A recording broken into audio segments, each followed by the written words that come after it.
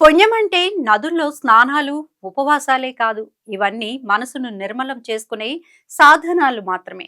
హృదయంలో దయ, ఎదుటి వారికి సాయం చేసే గుణం లేనప్పుడు ఏ పూజ చేసినా ఫలితం ఉండదు. ఆత్మశుద్ధి లేకుండా చేసే పనుల వల్ల పుణ్యం రాదు. పరమాత్మ మనసులోనే ఉన్నాడని గుర్తించి హృదయ పరిశుద్ధతతో మొదలవడమే అసలైన పుణ్యం. స్వార్థం వీడి సాటి మనుషుల పట్ల కరుణ చూపాలి. అప్పుడే మన పనులకు సార్థకత లభిస్తుంది. అప్పుడే పుణ్యాత్ములం అవుతాం. బయటకు కనిపించే పూజల కన్నా మనసులో ఉండే స్వచ్ఛత, దైవాన్ని అర్పించడమే అసలైన పూజ అంటున్నారు పండితులు. నైతిక, సామాజిక, మేధోపరమైన శ్రేష్ట లక్షణాలను పెంపొందించుకోవడమే మానవ జీవిత పరమార్థం.